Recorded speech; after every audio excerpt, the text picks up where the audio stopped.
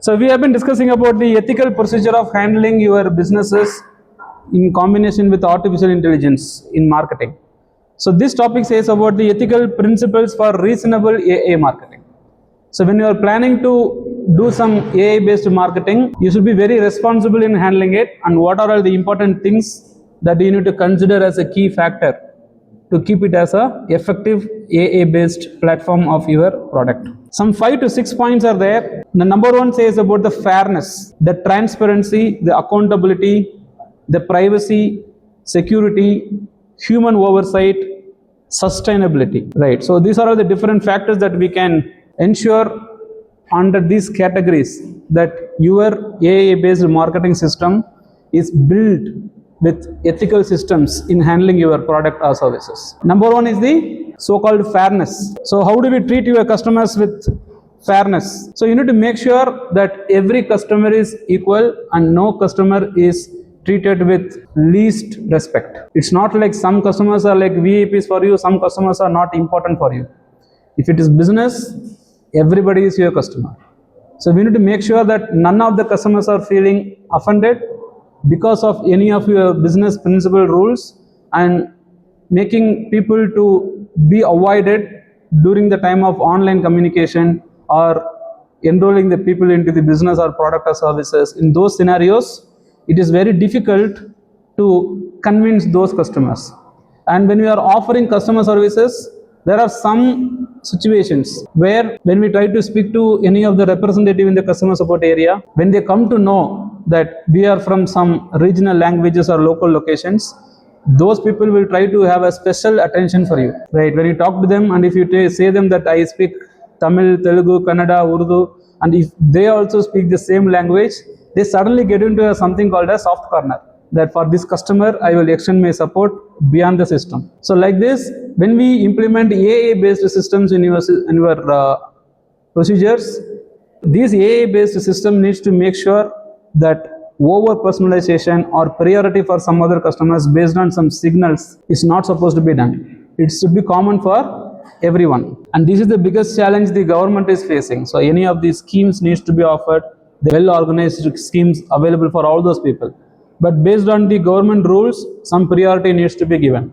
But when it comes to machines, I used to say in lots of situations, technology has no mercy, technology has no partiality. You know this sugarcane crushing machine, right? That is one of the technology used to crush that sugarcane. Instead of sugarcane, if you leave your hand, what will happen? No sugarcane will come, blood will come.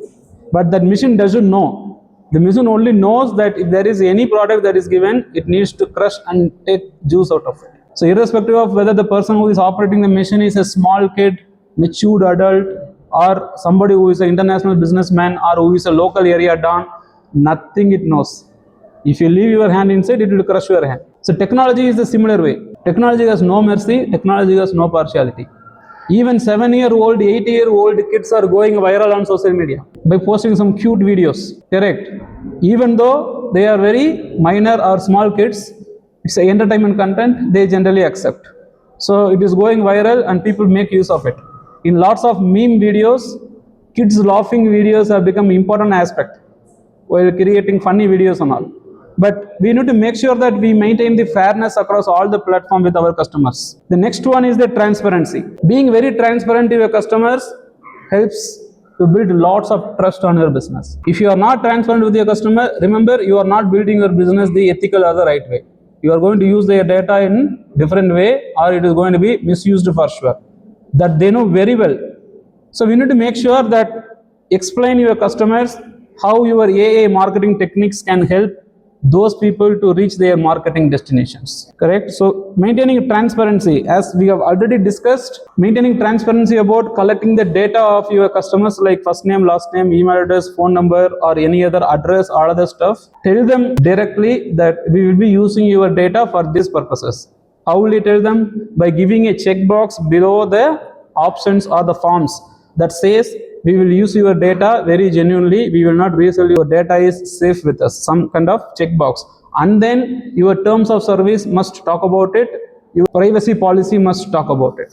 So these are the things where people will consider it is very important for their trust factor to be built on your side. And the third one is the accountability. Being accountable is very important. Anybody can make mistakes. Humans tend to make mistakes. Now, it's you, the one who is implementing your AI systems for your businesses. If that is doing some mistake in the sense, yes, we should hold accountability or responsibility for it. And in any situation, if any customer is feeling dissatisfied, feeling rejected or feeling not good with your product or services, only when you run a customer centric businesses, you will be able to win the market and the customers interest. If you lose your trust or your customers loses the trust on your businesses, they are lost forever. That's very important thing. Okay, so even if the mistake is from the customer side, try to make sure that we work with complete commitment to the customer and we don't blame the customer. Instead, we can tell them it's a mistake from our side. We completely understand this current situation and please give us another chance to serve you better and win the customer. You may be losing a small amount of value in that particular aspect, but you might end up winning the customers for the long term. That's very important. My experience with working in Amazon, if a customer says that any product that is being delivered to them did not reach them, if they reach out to us in those scenarios, actually I was not in the delivery section, I was in the quality management system, so catalog management. So we upload the products on the portals on amazon.com under the quality check. Now several case studies and scenarios will come that the product that is ordered did not reach the customer the right time or the right place. So in those case studies, what we have learned is Amazon, because it works on the customer centric concept, it makes sure that it ships the product again to them and the second sent product is being delivered. Okay, that product is sent again. Once that confirmation receives to the team that the product is delivered, then they start investigation of the product which was not sent earlier. So this makes the customers feel not guilty. Instead, they have this trust on them that helps them to build a better business with Amazon. Okay. The next one is the privacy. So maintaining the document. So collect only data that you need it. You are not supposed to collect the data which you are not required. Earlier we discussed, right, when you are downloading and installing an application, if the application is trying to get access to something which it does not need, now that is when we should be very suspicious, right? In recent days, this one scam is happening. Somebody sends an APK through WhatsApp, and when they click on the APK, that APK is designed in a way that once it is installed, it gathers all your username and a password of your banking services, and automatically next time, without even receiving OTP, they can authenticate on their side and use your credit card or use your debit card systems to take money from your account without even your knowledge, right? So in those scenarios, we lose our data. So when customers share their data with us, we need to collect only those data which we feel is important for the businesses. Otherwise, it is not required to collect. Even if you collect, have the accountability and the transparency to say to the customer that this information will be kept very secret and confidential, and we will be using it only for sending occasional emails and account recovery procedures. Once it is said, and then you have to make it very serious that your data is not leaked outside. This is the biggest thing that you can do to your customers. Okay. Security factors. So whatever the security factors you need to implement in your system, it can be starting from receiving an one-time password or receiving a two-step authentication system. Banking systems are very robust nowadays. So implementing the two-step authentication system along with it, now they are also having a system to save your credentials in your computer or on your phone. Passkey system. So the third step is a passkey system. Even today morning when I was trying to boot my computer, it was asking me to log into my username and password again every once in 15 days, even though I am regularly using it because I save the password, right? So it tells me to log in every time. I mean every once in 15 days approximately, so that I remember the password. So today morning I entered the password manually, and for next 10 to 15 days I don't need to enter manually. I can go ahead and open the browser and start using it. So that is very important to make sure your security is used utmost care. If your customers feels that your data is not saved or not being kept safe, they definitely lose the trust on your business. So human oversight. Even though you use a AI based system, always make sure a real human monitors the whole show, because only he knows that if a system makes a mistake, he can go ahead and fix it. Machines are not right always. It is only the human interventions that can go ahead and make the issues being resolved. Lots of people think machines can automate few things and resolve some problems. Luckily, we have AI based systems. At times it can think. But earlier we used to have programmed softwares. These programmed softwares has no idea on how to execute something. It is programmed in a way 5 plus 2 is equal to 7. Like 4 plus 3 is equal to 7. So if you give this input and it will going to give the output. That's one of the software based system. So the same way in recent days AI based systems have been developed, but the difference is at times it will logically think and similar to your thought process, and it can give some output in a logical way, and we can make these AI based tools to think about it and then give some output, but still they are not the 100% solution. Without the human intervention, implementing a technology with 100% dependent on AI is not suggested. AI tools are not in its expert stage. It's still in its nascent stage, baby stage. It needs to improve a lot. It has to learn a lot. I still remember how I used to Google Translate around 15 years back. We used to give some input in English and we tried to take that translated content in Tamil, local language. It will be very funny when you look into the English input and the translated into Tamil, right? There will be spelling mistakes. It will not be perfect. We generally used to use this activity whenever we have some time in our office. We input some rare words, like we have something called bindi that you keep it on your forehead, right? In Tamil we call it pottu, but we don't know what is called in English. We have no idea. When you say bindi, it is a Hindi word, right? But what do we call it in English? Tilak, again it is a Hindi word. So even now we have no idea how this is called in English. So during that time what we do, we input in Tamil as pottu and try to get it in English. They will again say pottu, P-O-T-T-U, right? So translation. So in the initial days of Google Translate, we used to have lots of fun playing with it. But later they developed in such a way that they started receiving suggestions from the users. If I know language Tamil, I'll be using it and it will be giving some wrong meaning or wrong spelling mistake, and it will take suggestion from us as a user.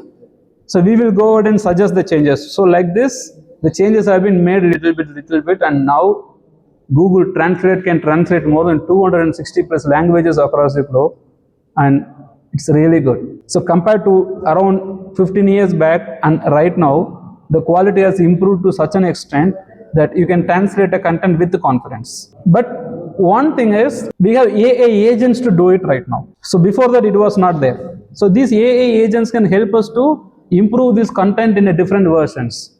Nowadays I can shoot a video in my own mother tongue and I can automatically select an option of auto dub for more than 160 plus languages on YouTube and leave it. Same video which is shot in my mother tongue will be playing in your preferred language, that will be auto dubbed.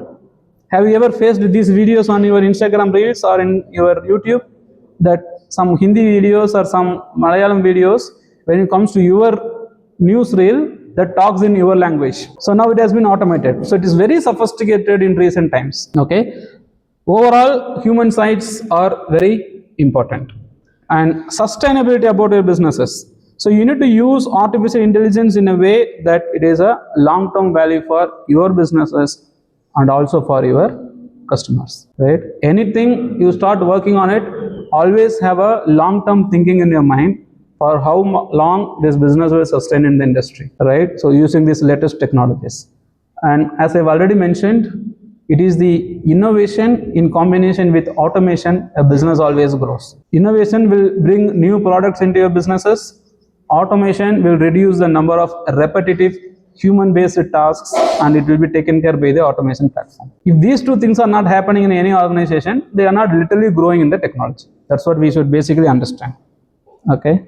And few examples how they use these regulations. Few real world examples, obviously. So Amazon uses AI for product recommendations. Earlier, whenever we are using Amazon's website, related products was used, which means whatever the product that I browse through, the cache memory will save what are the things I was doing as an action in the browsing history, and related to which some other products will be displayed, related products.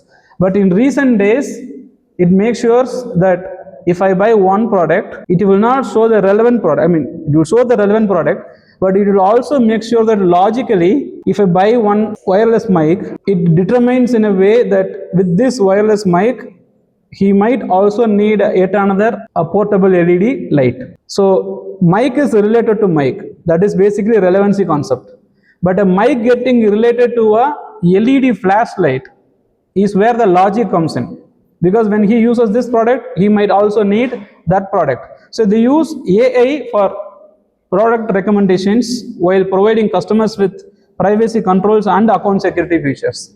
Of course, they collect people data, use it along with the privacy information, but still they restrict themselves in offering their personalized details. Netflix, when we speak about Netflix, we can also speak about YouTube, obviously. When I was talking about the dynamic website, this concept I mentioned.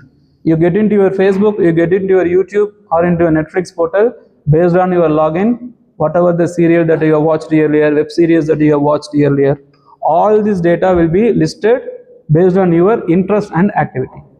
So one thing that you need to consider if you are using social media platforms like Instagram and YouTube, if you find a content that you feel that is offensive for you, you feel that content is not related to you, if you feel that content is not needed for you, what you are supposed to do? Any idea? If you like the video, what you will do? You hit the like button. If you want to give this content to a friend of yours, what do? You click on the share button. And if you want to express your opinion, what do? You comment. Now, if you do not want this video, what you are supposed to do? Okay, reporting is an extreme case. Reporting means like remove the content from the platform itself by mentioning under what reason it needs to be removed. We need to long press and click on not interested. As a result, the category in which that video is given to you, it will make sure that those videos are not coming into your news reels anymore. So automatically, when you start mentioning any topic which you are not interested, the algorithm will try to learn your activities and it will automatically give those topics only when you are interested.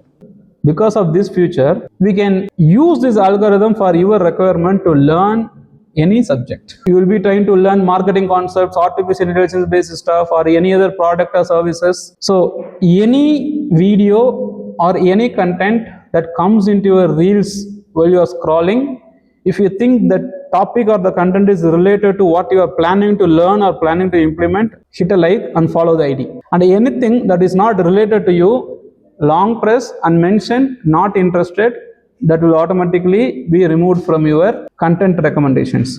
If you do this on an occasional basis, you will only get videos and content related to which industry you are related.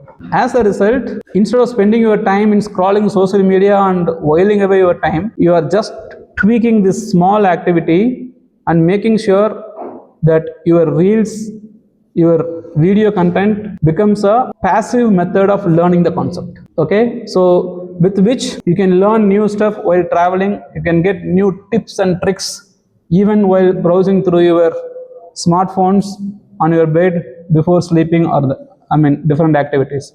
So these are all very important stuff in the current technological world, and make sure that this technology helps us to make our knowledge in specific industry better. Spotify, as I've already mentioned, if you listen one song, very sad song, no, love failure song, then next all the songs will be similar to the same tone, right? And another song which is full of happy beat songs, then all it will follow. So again, personalization is the key. So they try to personalize your content in a way that people loves listening to the music based on the current mindset. Okay, Google Ads, wonderful product. Google advertisements, business people prefer Google advertisement over social media advertisements because the complete Google platform, not only Google, every search engine works with keywords. So whatever the input that we give, and these keywords can be considered as the intent of the user. If the user is searching with an option of what is something, which means he is trying to learn about. If the user says what is the price of the product, it can be a transactional keyword. The user might end up buying the product because he is concerned about the price. And if the user is searching something like where can I buy, or is there any offer for a particular product, the intention will be like this person is much more interested in buying it. So if he is searching something like how to along with some keyword, it means he will not buy the product. Instead, he is learning to do it himself by watching some YouTube videos and other stuff. So DIY videos. So based on the input that is given by the user in the search engine, we can understand the user's intent, what they are trying to search. As a result, the advertisement will be displayed in a way that if the keywords and the products being sold by the business owners are relevant, Google will trigger an advertisement in the first place. And Google will not trigger the advertisement every time. When you search 10 times, maybe around 7 to 8 times, Google might trigger advertisements. And if Google figures out the intent of the keyword is either an informational keyword or DIY keyword, Google knows very well for people who are searching with the informational keyword, they want to know more, so they will not buy any product. So Google will automatically ensure no advertisements are shown. But if the products or the keywords that the customer uses is considered as a transactional keyword, which means you will end up buying the product. So if the website or the advertisement is shown to the customer when he is trying to buy something, the probability of conversion is very high because of the keyword intent. So people who are using search engines, it can help us to determine the intent of the keyword based on the input. But in social media, people can only express their interest of the topic. As a result, when you mark it not interested, the topic will go away. When you continuously watch, like, comment, share, those relevant content will be a part of your social media platforms. But you are interested in that category. As a result, if you see an advertisement, you might like it, but you will not take the services immediately. Correct? So social media can show your content related to what you are looking for, but you might not have a burning desire or instant requirement to buy the product right now. If you have that intention to buy the product right now, you will generally go to Google and search. So that is when high intent searches on Google are very helpful and useful for selling the products. So business owners, they prefer Google's advertisement over a social media's advertisement if they are trying to get instant business leads and sales. So the quality will be far better in search engines, and we can have more database related to the topic through social media. If you are gathering leads through social media, then you have to follow the procedure called lead nurturing. Take the leads, send them a consecutive emails, follow up and follow through, and they might end up taking your product or services anywhere down the line, maybe 1 or 2 months later. Okay, so for an organization, the database is the asset for them. It is not the sales happening today or tomorrow. The sales can happen at any time, provided if the customers believe in your business and they have trust on your product or services. But they will buy it only when they have a need, an instant need. So whenever we try to sell a product or services, rather than pushing the customers to buy it, we simply have to make sure that we are present in front of them on a digital platform, on a computer, on a smartphone, or on a different places, so that people keep looking at your product and services, and whenever they have a need, they will consider your product and they will end up buying it from you. The biggest secret. So Google uses these relevancy algorithms along with recent AI-based keyword searches, with the AI overview content being delivered, with the content delivered in the SERP, search engine results page, and make sure that relevant contents are being delivered to the right people so that the advertisers are profitable. There is one strong rule with Google, that circumventing system policy, which means when you are using Google's advertisement platforms, Google wants to grow your business, Google also want to grow their business, they also want to make sure their advertisers are also profitable. So if in any situation, an advertiser is trying to cheat Google's algorithm and trying to show his advertisement to different people by using a hacking method or an illegal method, if it is found, Google will suspend their account from advertising, telling you are following some practices which are against our Google's policies, and we are suspending your account due to circumventing system policy. Which means they use Google's product and features to make that individual profitable, but make the advertisers on the Google platform losing their revenue. One small example is For business owners who are running advertisements like washing machine, plumbing services and all. So they do this activity. They go early in the morning, from morning 9 o'clock to 10 o'clock, they will have a dedicated resources. Some people will be searching on the mobile phone, some people will be searching on the computer, searching about plumbing services near me. So somebody will be running a Google's advertisement, their competitors, they will go click on the advertisement and they will come back. After 5 minutes, they will again search. If the advertisement comes, they will again click. So what they do, sit in front of a computer, search for the related services. If the competitors' advertisements are coming, they simply click on the advertisement. Why? If the budget of the advertiser is gone, he cannot take furthermore leads. So what they can do, they can get more leads for their businesses if they exhaust the budget of the competitor. So considering this, people will always click on somebody else's advertisement. And when people call and talk to us, they say, sir, I received 16 clicks, but none of the calls received to my phone number. So I have not received any leads. So when we look into the report, it will be saying that from a particular postal code or from a particular location, lots of clicks would have been made. So when the users are figured out that this is what they are doing, they will be sent out of the Google's advertisement platform. So 3 people are involved in advertisement platform. One is a consumer who is browsing the internet, who is the main reason for advertiser to target. So if the advertisers are getting clicks from a fake people, nobody will be converted, so no profit. So this advertiser will go out of advertisements network. At the same thing, Google also will lose the customer because he will end up spending more money and no leads coming, advertiser will leave their platform.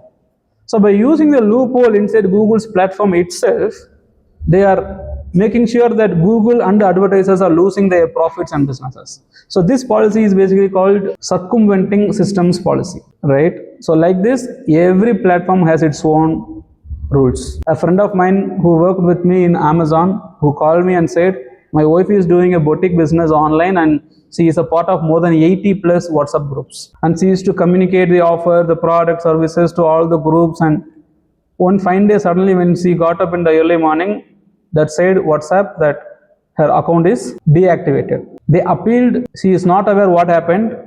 Again they said, we reviewed your application and we have decided to permanently deny access for WhatsApp. So that particular number has permanent restriction on WhatsApp. She cannot use the same number anymore. Why? I spoke to them yesterday. Very simple. She was very active on 80 plus groups and she was using WhatsApp business. Her question is, I'm using WhatsApp business and WhatsApp business is used only for promotions or sending the product or services. Then why are they disabling my account? So this was the question. I said to her that WhatsApp business is offered for free. Whenever it is offered for free, they have no mandatory to offer a support system over the customer care or phone call. But if it's a paid procedure, they must offer a customer care system. So the only way is to make sure that don't overuse a particular platform. There are some paid procedures to do this. There is an advertisement option to reach more customers. So instead of doing that, we bypass the advertisement system and try to be active on the platform by sharing the content.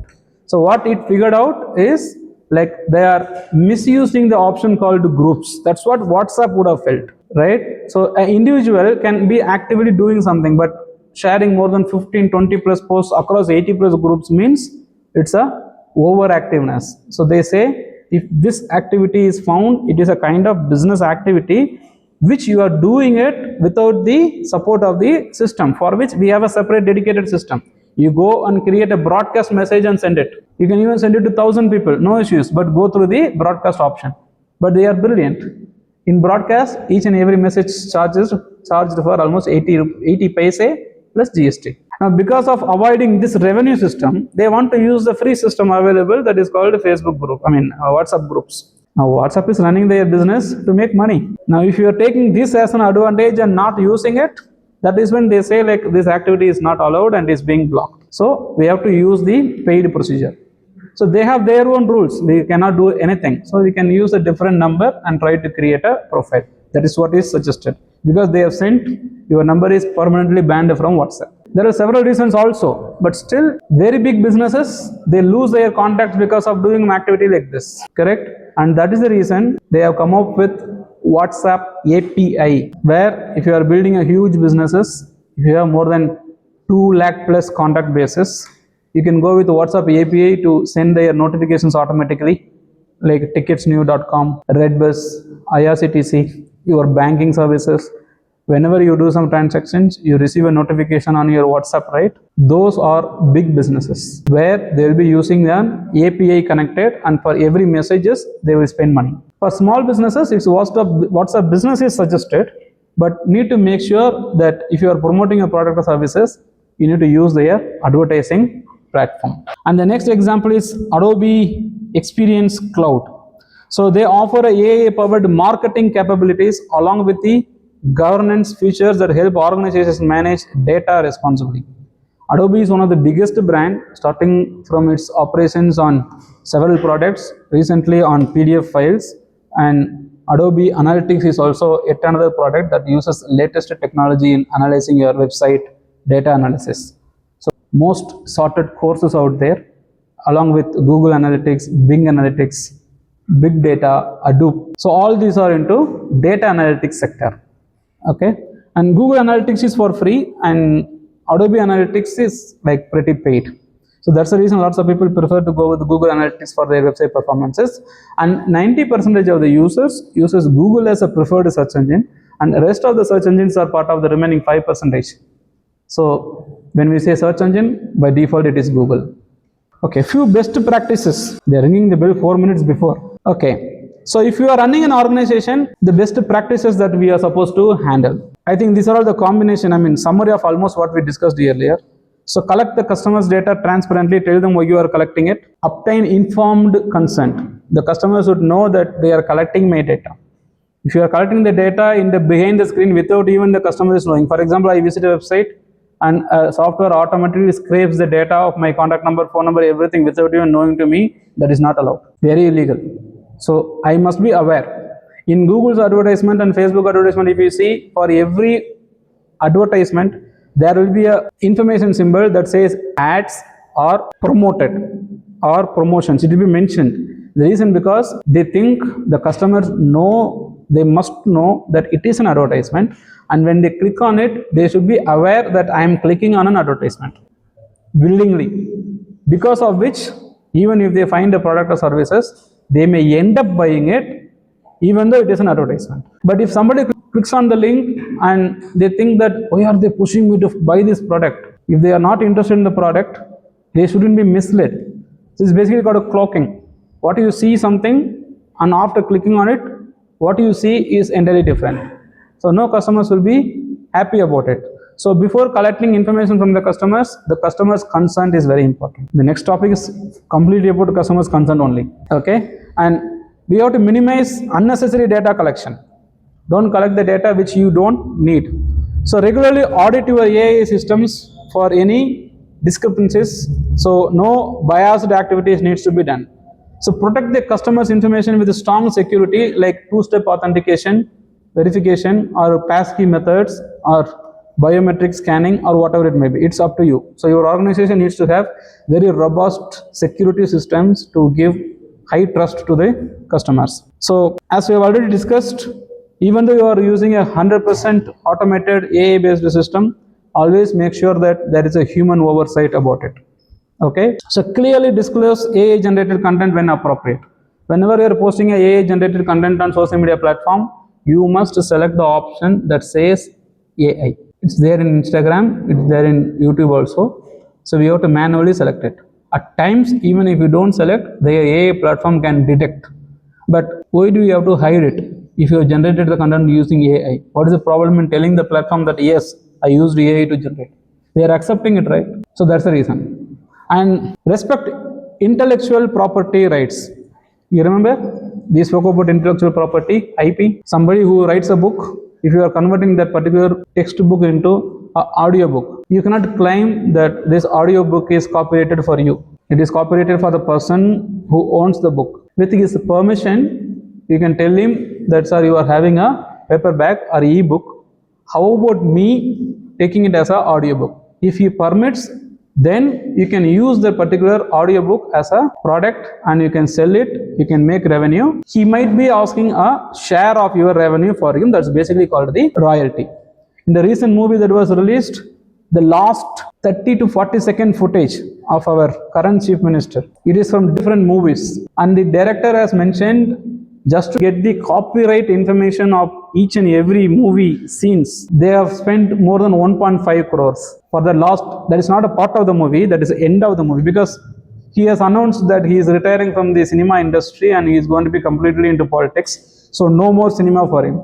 So they say like last movie, so they have taken all the incidents from the previous movies and they have given a 40 seconds of a nostalgical event. So they fell to the pulse and they have spent more than 1.5 crores for that particular alone, particular 30 to 40 seconds.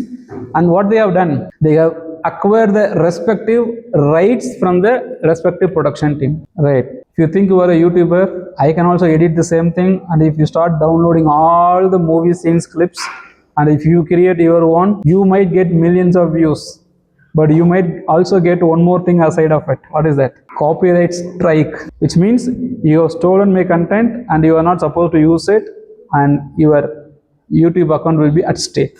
It will be disabled. So what's the right thing to do? Get in touch with the person who is owning the rights and talk to him and come into a deal that how much I need to pay you if I want to use your content in my movie or short movie or other films. There are some people who is very genuine to say, it's okay, I'll go use it, I don't need any money. If that's the case, it's cool, right? So intellectual property, and you need to understand that this IP rights is applicable for any content you produce. It can be a book, it can be a video, it can be an image. There are some images uploaded in Google Maps when you go and eat it in a restaurant or park or public places, and when you try to download that image, Google Maps will say images are subject to copyrights. The person who took the photo and uploaded, if he figures out that somebody uses this image on a different places or platform, he can claim his royalty. It's not like you have to get the ID and all the stuff. If you are the one who created, you own it. If you are using somebody else's images, get the permission from them. That's the goal. Okay. So monitor AI performances continuously and build a culture of ethical responsibility. Make sure that none of them takes your customers' information, details, just for a namesake. They should be maintained with the utmost secret, and that indirectly will build your company's trust. Okay. Ethical dilemma, decision making skills. Okay, there is one scenario given. What is the scenario says? An online retailer wants to use customers' browsing history from partner websites to create a highly personalized advertisements without clearly informing customers. Understood the situation? An online retailer wants to use customers' browsing history from a partner website. Now here is the key, partner website. It is not a single brand which is trying to do, right? Online retailer who is partnering with another business partner, and that business partner has lots of customer base or information. Now this online retailer is requesting that particular business owner to share your customers' data with us for promoting his product or services. That's the situation. Is this legal or ethical or unethical? Sure, because the data of their partner business is what their data is. Their business is entirely different. Okay, good. What does the risk that it will create if that is used? Can you guess? If this person uses the data of another person, what risk is created? Yeah, tell me louder. No, definitely legal problems. Until and otherwise, the customers don't complain, no problem. But they feel something different. Suddenly receiving a promotion email from a brand which they haven't heard about. Correct? And they feel offended. Obviously, they will unsubscribe. And the partners, business customers know, they will definitely lose trust on the business. Okay, see, it's something like this. I'm getting a new friend, maybe a girlfriend or a boyfriend. I got a phone number, and if a friend of mine is asking that phone number, how comfortable you are to give it to them. Now you find it, no. If I give this number, that he or she will kill me. See, in the professional industry, this happens. Somebody will take my contact number to make sure that they inform about other businesses or opportunities out there.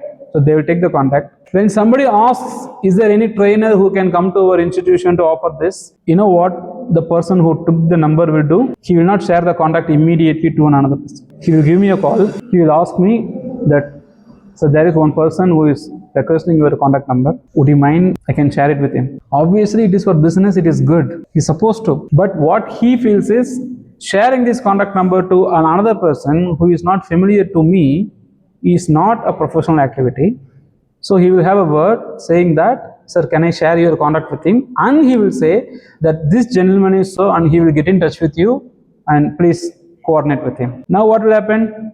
After getting this information, I know his name and I will be waiting for his call. In another 10 to 15 minutes, the person who shared the contact number, okay, he might receive the number and the person will call me. Now I already know that there is someone who is going to call me for this particular purpose, and I can talk to him referring to the person who is referring, and we can increase the credibility of the person who gave the reference. And also we are aware that there is a person who is going to call us, and we will prepare ourselves in attending the calls. It can be a 1 minute conversation, 2 minutes conversation, 5 minutes conversation, but we are aware that there is going to be a lead coming in, there is someone who is going to talk to us, and he might call it either today or tomorrow, but we are aware. But what if somebody calls immediately and say that I got your reference from someone, and when they are talking to them, you know how we will handle? We will spend 5 minutes to talking to them, and if the call goes beyond 5 minutes, we will tell them, I'm sorry, it is an unplanned call and I have a pre-planned schedules. Would you mind connecting again around 7 p.m. in the evening, 8 p.m. in the evening? So we generally reschedule. So any call that is unplanned should always go less than 5 minutes. Otherwise, you will be in a schedule and you will ignore the people who are a part of your schedule, and you will end up talking to that guy for 40 minutes, and your all 40 minutes will go without your calendar notifications. So that's where the time management is very important. Good. How could the company balance personalization with privacy in this scenario? Very simple. Address with their name and get all the inputs related to their history, activity, and suggest them the product or services based on your businesses. That feels this information will help them to increase their success rate or their happiness or their product purchase, whatever it may be. But never ever share contact information to other businesses without the consent of the customers. Okay, good. I think that's more than sufficient for it today.